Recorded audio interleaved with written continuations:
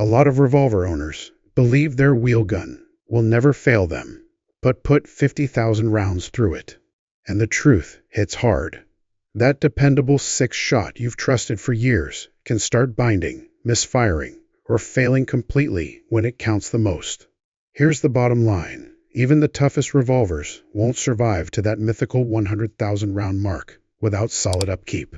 In this guide, I'll share 6 proven habits that'll keep your revolver cycling smooth for decades. Stick with me to the end.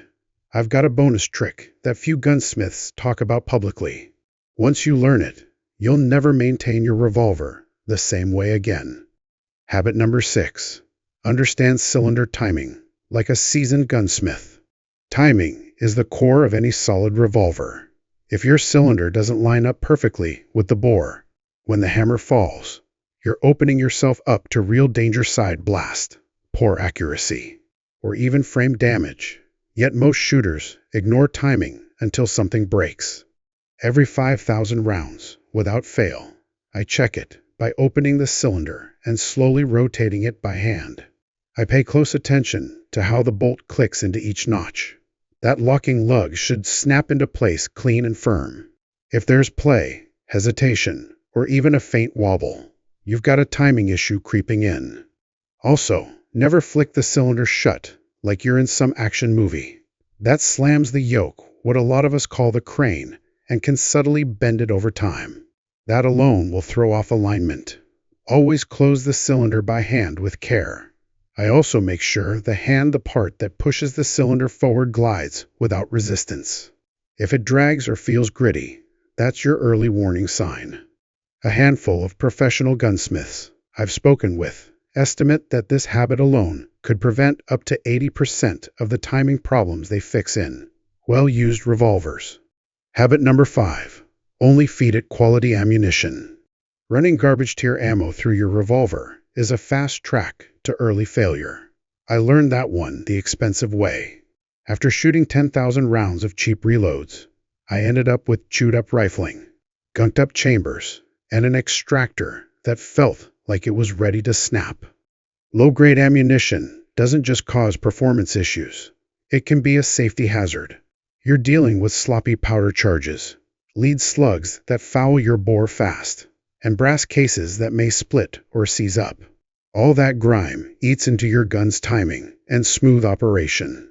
These days, I stick with the heavy hitters: Federal, Winchester, Remington, factory ammo that's built to tight specs, with clean powder and reliable pressure.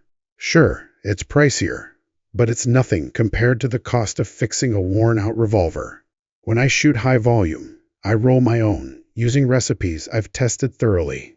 That gives me full control: primer depth, case quality, powder loads, everything. Thanks to that, my Smith & Wesson Model 686 has passed 80,000 rounds without a single hiccup. Habit number 4. Clean it like you actually care about it. Smith & Wesson recommends cleaning your revolver after every session, and they're not wrong. Each shot leaves behind powder residue, metal shavings, and grit that turns into internal sandpaper. My routine takes 15 minutes. I start by scrubbing out each chamber using a bronze brush and quality solvent. If I need better access, I pull the cylinder off entirely. I don't strip it down to bare bones unless I see buildup inside the action or experience rough cycling. The forcing cone gets special treatment.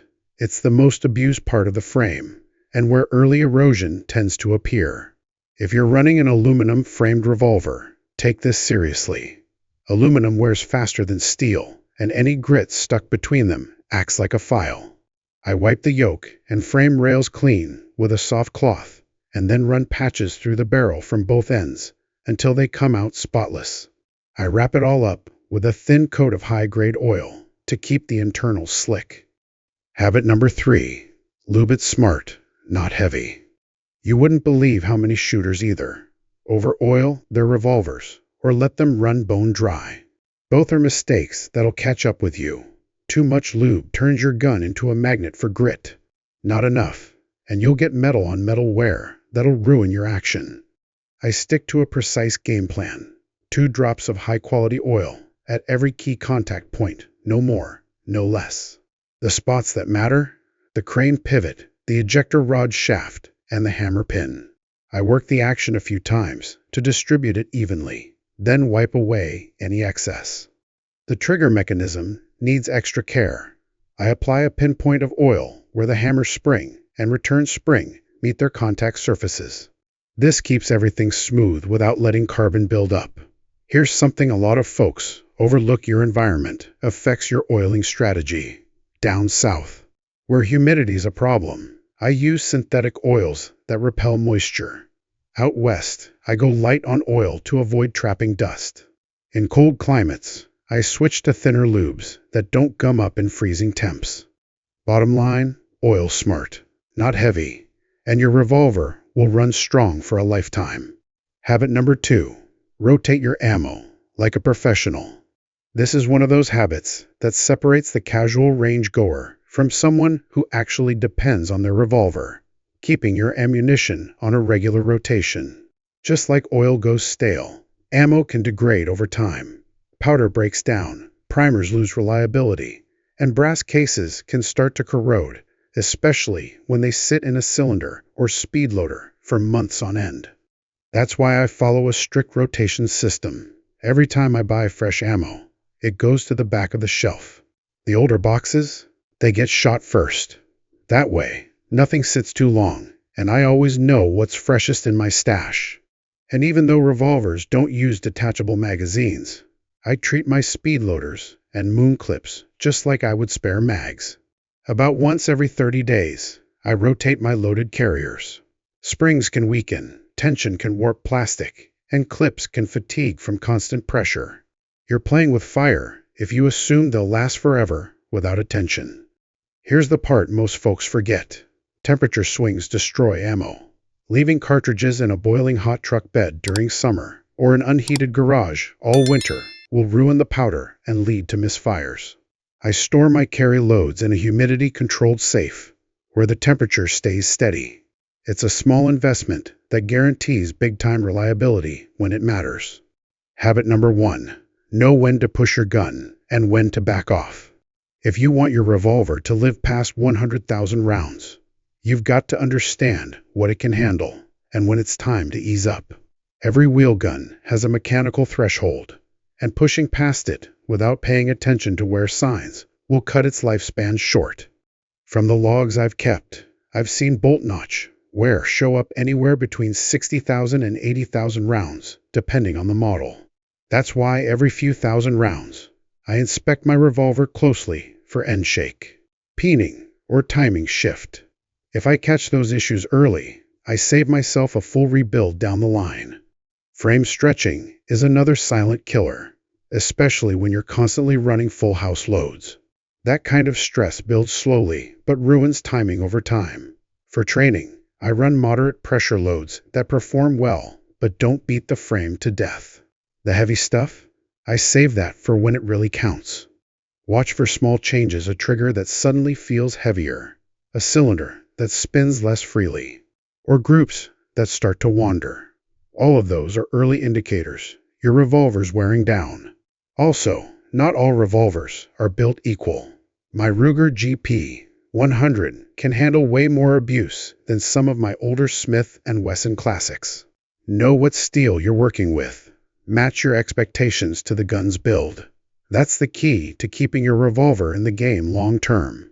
Pro level tip: the right way to keep your cylinder face carbon-free. Here's one of those tricks that separates rookies from veterans, keeping the face of your cylinder clean and shiny. When carbon fouling builds up on the front of the cylinder, it hardens into a crust that wears down your forcing cone and causes nasty blow-by. And the longer you leave it, the more expensive it gets to repair. What do I use? A small strip of 100% copper Chorboy scrub pad, not the fake copper-plated stuff. I wrap it around a wood dowel and work it across the cylinder face with light pressure. After a range day, that alone gets most of the grime off.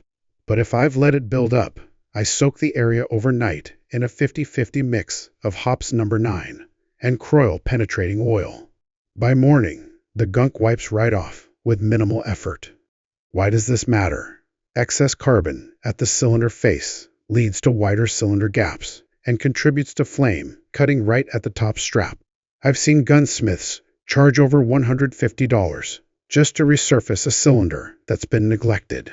This 10-minute routine can save you that money and, more importantly, protect the life of your revolver. Which of these tips surprised you the most? I'd wager a lot of shooters never think twice about rotating their ammo or checking for early timing wear until something fails at the range, or worse, during a defensive moment.